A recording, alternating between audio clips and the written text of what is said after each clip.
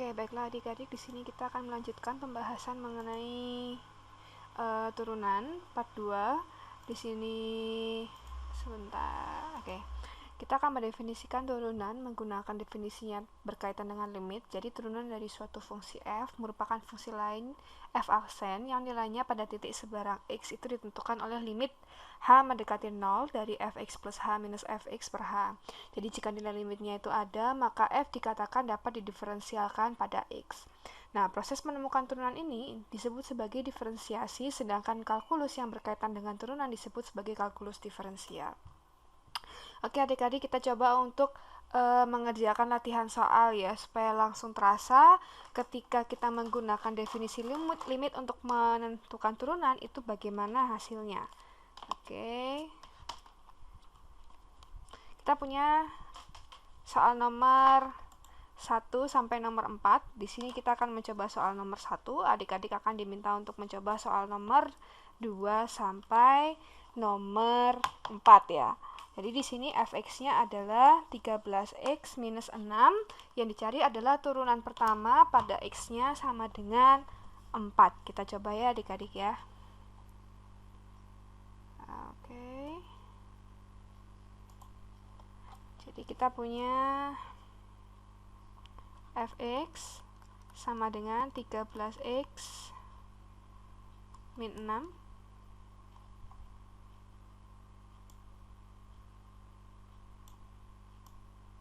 Oke, yang kita cari adalah turunan f aksen 4. Oke. Ini sebentar saya ganti dulu.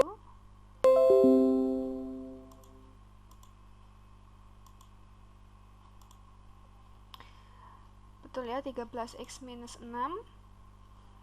Oke, sekarang kita menggunakan definisi limit dari turunan. Jadi f aksen x itu sama dengan limit h mendekati 0 itu dari fx plus h minus fx per h. Di sini berarti kita akan mengganti x pada fungsi fx ini dengan x plus h untuk suku pembilang yang pertama. Jadi limit h mendekati 0 dari 13 x plus h minus 6 dikurangi 13x min 6, ini dari fx-nya dibagi dengan h. Berarti kita dapatkan limit h mendekati 0 dari 13x plus 13h min 6 min 13x plus 6 per h. Oke, jadi ada suku-suku yang dapat saling mengcancel satu sama lain. Di sini adalah 13x dan 6. Menyisakan suku di dalam limitnya itu adalah 13h per h. Hanya saling mengcancel, berarti limit dari suatu konstanta itu adalah konstanta itu sendiri, berarti untuk ini adalah turunannya adalah 13. Sekarang tanyakan adalah turunan pertama pada saat x-nya sama dengan 4. Berarti kita substitusikan, karena pada fungsi yang di sebelah kanan ini tidak ada variabel x, karena fungsi f aksen x ini kan adalah konstanta saja, maka untuk turunan pertama pada 4 itu adalah 13. Oke, semoga dapat dipahami. Silakan dicoba terlebih dahulu. Kemudian untuk soal nomor 2 sampai 4 dicoba sendiri adik-adik ya. Kita lanjutkan. Nah, sebenarnya untuk turunan definisi limitnya itu tidak hanya satu tadi saja, tetapi ada bentuk ekivalennya, yaitu kalau kita tadi bicara, kalau ada dilihat di kurva nomor 1 ini, itu kan saya menggunakan h ya, berarti di sini kan h itu adalah selisih antara c dan c plus h. Artinya ketika kita menggunakan limit, di situ ada pendekatan. Pendekatan berarti tidak tepat ketika titik kedua ini itu tidak tepat berhimpit dengan titik pertama. Jadi ada selisihnya. Nah, selisihnya itu adalah h, dan h ini tuh mendekati 0, itu adalah bentuk turunan dengan pendekatan limit yang pertama ya.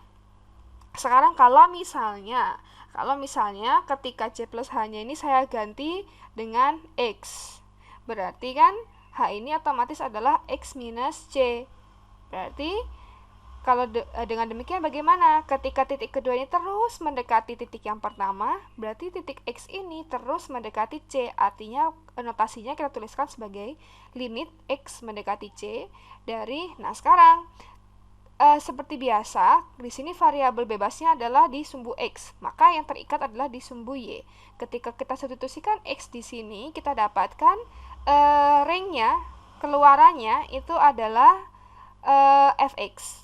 Karena domainnya X, maka fungsi yang dihasilkan adalah fx.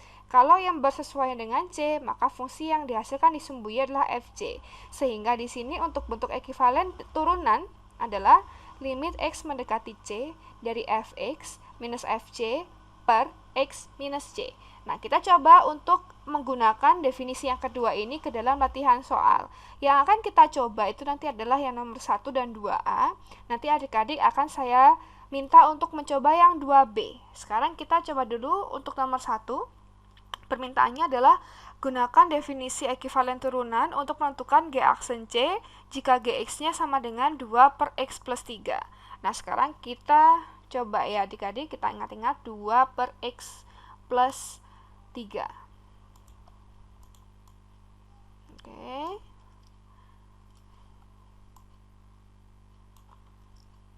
Oke, 1A. Gx-nya adalah 2 per X plus 3. Dari definisi turunan ekivalen, di sini kita dapatkan G aksen X itu adalah limit X mendekati C dari kita pakai G ya di sini ya.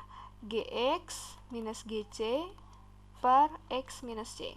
Nah, sekarang kita substitusikan langsung fungsi-fungsi yang bersesuaian ke dalam definisi turunan yang ekivalen ini.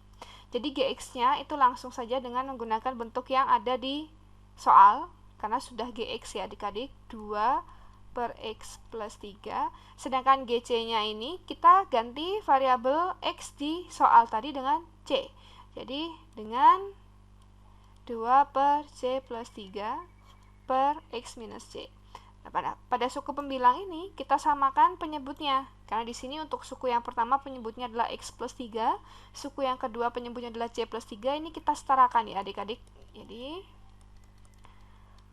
ini 2 C plus 3, yang di sebelah kanan 2 X plus 3 per X plus 3 C plus 3 per X min C. Nanti untuk suku penyebut dari yang pembilang, yang ini tuh akan kita bagi dengan bagian penyebutnya dengan aturan pembagian pecahan. Jadi sekarang kita coba.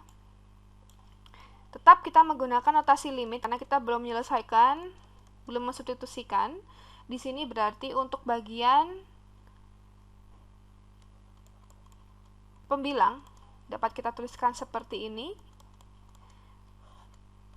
Nah, untuk aturan pembagian pecahan itu kan adalah sama dengan perkalian yang dibalik. Jadi ini saya kalikan dengan 1 per X min C. Karena ini kan X min C adalah X min C per 1 ya adik-adik.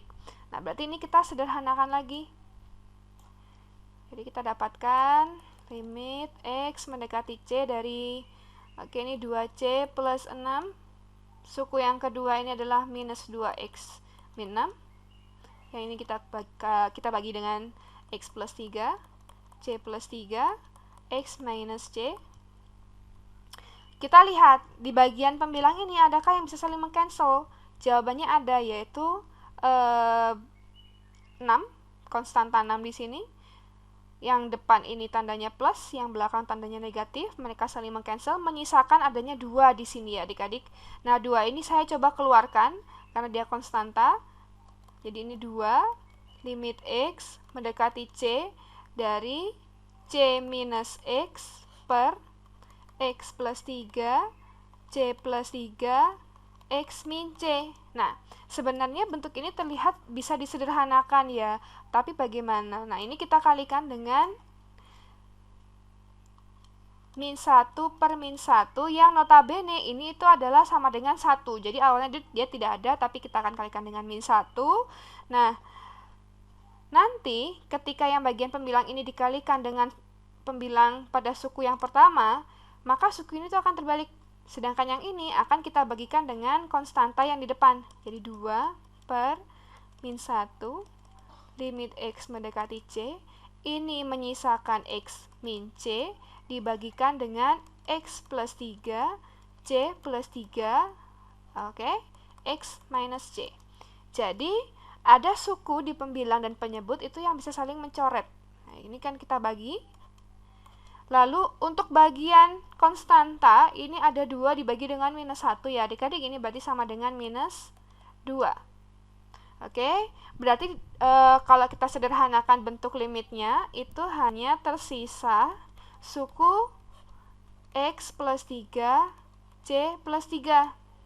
Nah, ini adalah fungsi rasional. Jadi sebelumnya kita sudah belajar bahwa untuk teorema substitusi itu dapat kita selesaikan pada 2 fungsi, yaitu yang pertama adalah fungsi polinomial atau fungsi rasional dengan syarat bagian penyebut dari fungsi rasional ini tidak nol agar dapat terdefinisi.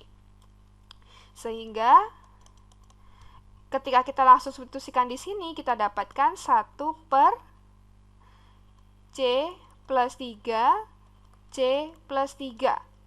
Artinya, turunan pertama dari fungsi G pada C adalah min 2 per C plus 3 kuadrat.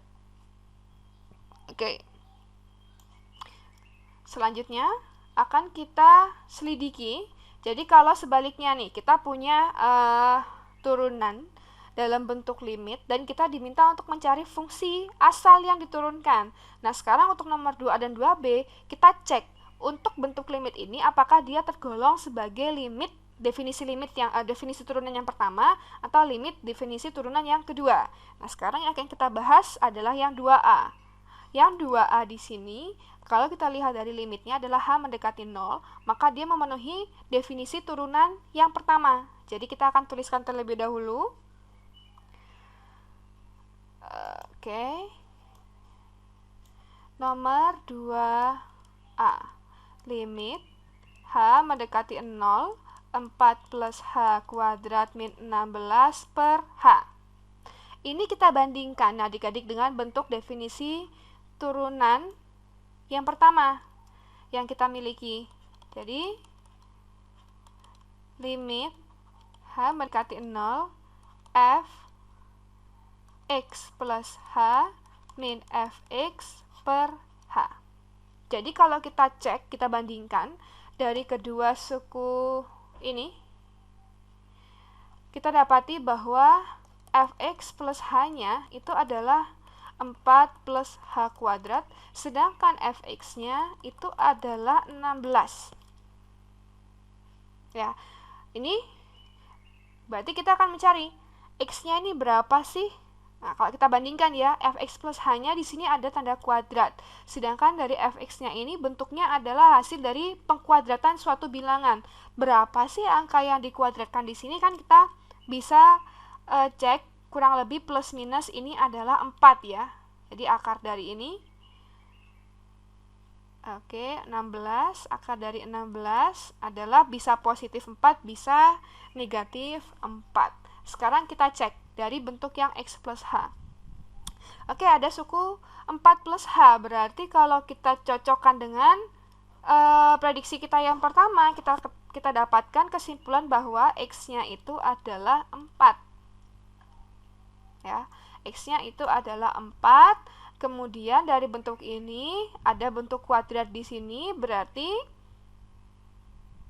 kalau kita gunakan Fx sama dengan X kuadrat, apakah memenuhi? Kita cek. Kalau dia X plus H di sini, maka akan muncul X plus H kuadrat. Di sini X-nya 4, berarti cocok ya. Kemudian kalau X-nya 4, kita masukkan di sini, dia 16, berarti cocok bahwa bentuk fungsi yang diturunkan melalui definisi turunan yang pertama ini itu adalah Fx sama dengan X kuadrat. Oke, silakan coba dikerjakan untuk yang 2B. Ini 2B berarti X mendekati C. X mendekati C berarti dia menggunakan definisi turunan ekuivalen atau bentuk yang kedua. Berarti nanti yang 2 per X ini adalah Fx, 2 per 3 ini adalah Fc, kemudian X minus C berarti C-nya adalah 3. Nanti coba silakan dicek maka bentuk yang Fx-nya itu bagaimana. Oke, selanjutnya kita akan bahas tentang kaitan antara diferensiabilitas dengan kontinuitas. Jadi, untuk suatu fungsi, dia itu ada syarat-syarat tertentu sehingga dia itu dapat dinyatakan dapat diturunkan. Nah, sekarang ada klausa pertama di sini dikatakan bahwa jika f aksen C itu ada, maka f continue di C. Nah, sekarang ada pertanyaan selanjutnya. Apakah fx yang merupakan fungsi absolut dari x itu continue? Nah, cara menyelidikinya adalah kita coba melakukan plot pada table of values dan menggambarkan sketsanya.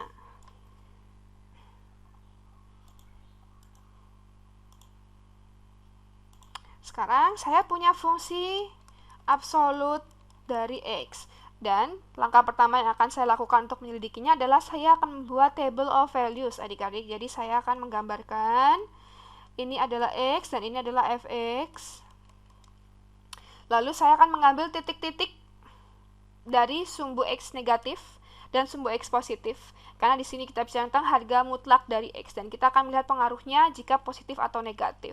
Saya mengambil dari rentang min 3 sampai positif 3 ya adik-adik. Jadi saya tuliskan ini min 3, ini min 2, ini min 1, 0, 1, 2, 3. Oke.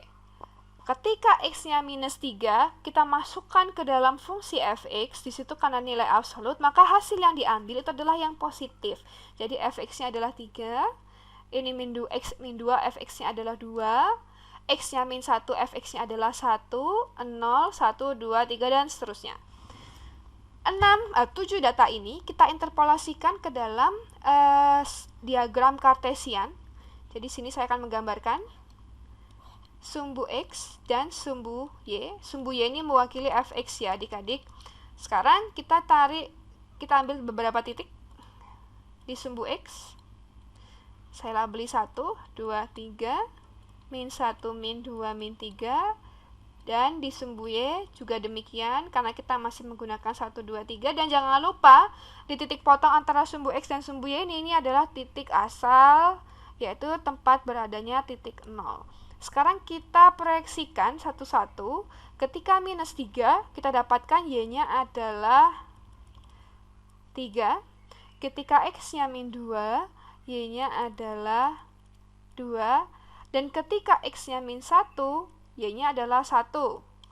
X-nya 0, 0. Begitu juga untuk yang sumbu x positif. X1, y1, x2, y2, x3, y3. Nah, di sini kita tarik garis lurus.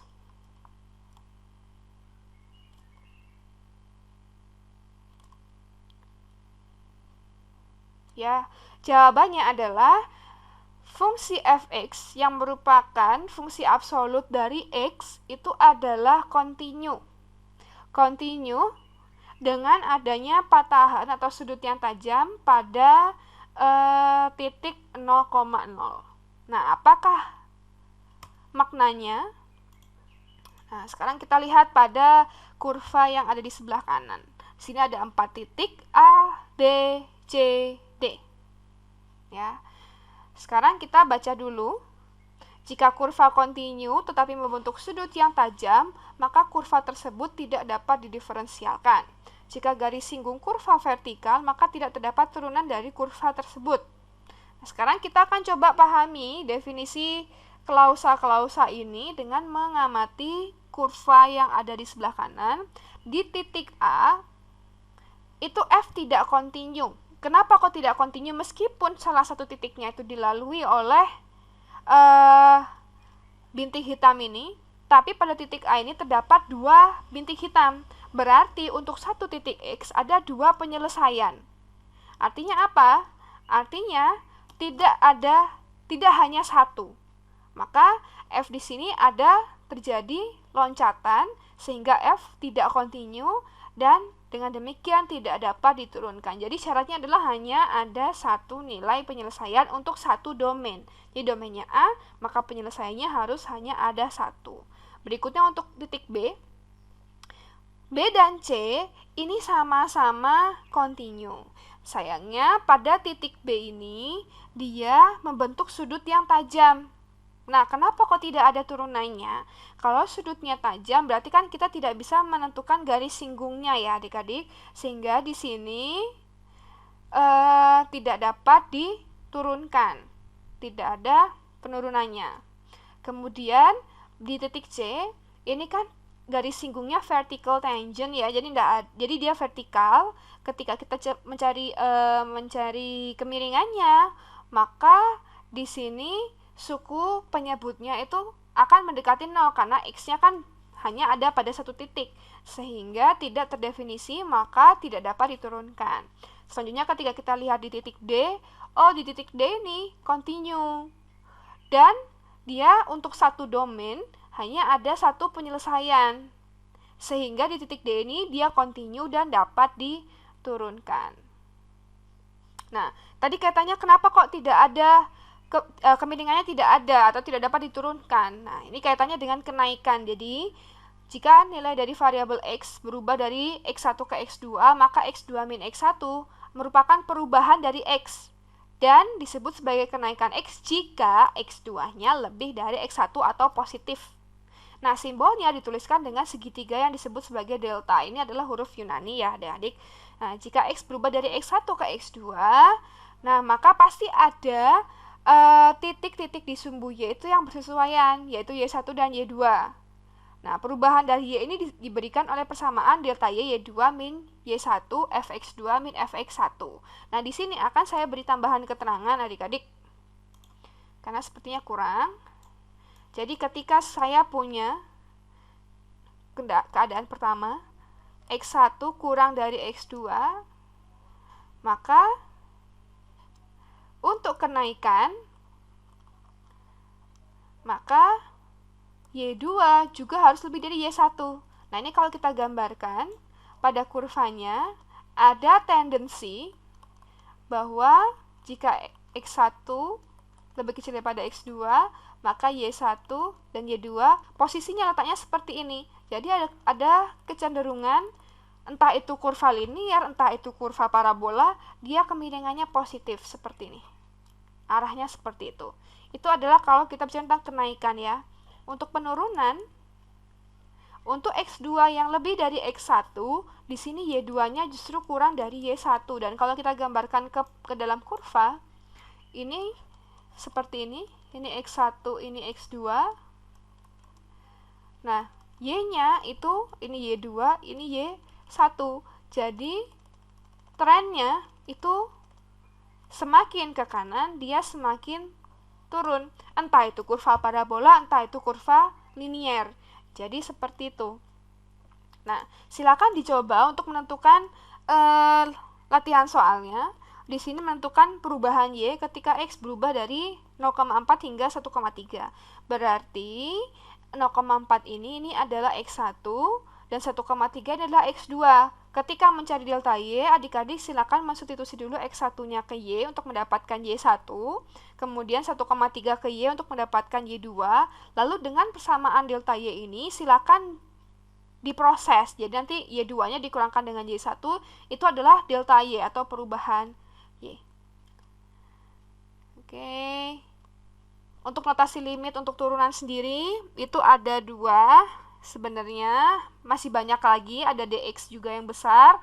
Nah, di sini seiring delta x mendekati 0, kemiringan garis potong mendekati garis singgung.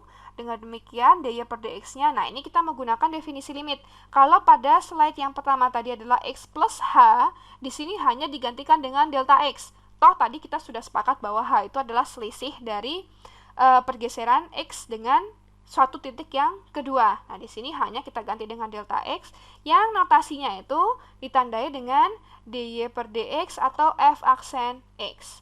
Nah, ternyata turunan pertama ini tadi itu memberikan kemiringan garis singgung dari grafik y sama dengan fx pada nilai x. Jadi, dapat kita simpulkan bahwa ada kaitan loh antara turunan itu dengan suatu deskripsi geometris, bahwa turunan ini sebenarnya adalah merupakan kemiringan garis singgung pada suatu titik tertentu ketika kita masukkan x tadi dengan suatu nilai c. Nah, sekarang apa sih makna turunan yang berharga positif dan negatif? Nah, ini makanya kenapa tadi kita perlu membahas kenaikan adik-adik. Nanti kaitannya dengan kemiringan. Kan waktu kita adik-adik masih SMA itu kan paham bahwa kemiringan itu adalah perubahan dari Y terhadap perubahan dari X, atau selisih Y per selisih X. Nah, di sini ternyata bisa menggunakan turunan adik-adik. Nah, kapan turunan itu berharga positif? Ketika garis singgungnya itu naik. Jadi turunan yang berharga positif itu ketika garis singgungnya itu naik. Contoh pada gambar yang kedua ini adalah garis singgung yang turunan dari kurva ini itu adalah positif. Nah, ketika slope-nya 0 atau kemiringannya 0, berarti turunannya berharga 0. Kemudian, kapan dia negatif? Ketika trennya itu turun. Contohnya kalau di gambar yang sebelah kanan itu adalah yang ini. Kurva parabola yang di sebelah kiri ini berarti dia negatif. Karena untuk X2 yang lebih dari X1, Y2-nya kurang dari Y1. Oke adik-adik, kita akan lanjutkan lagi di part 3. Silakan dipahami terlebih dahulu. Jika ada pertanyaan, silakan disampaikan di Google Classroom bagian komentar dari link ini. Oke.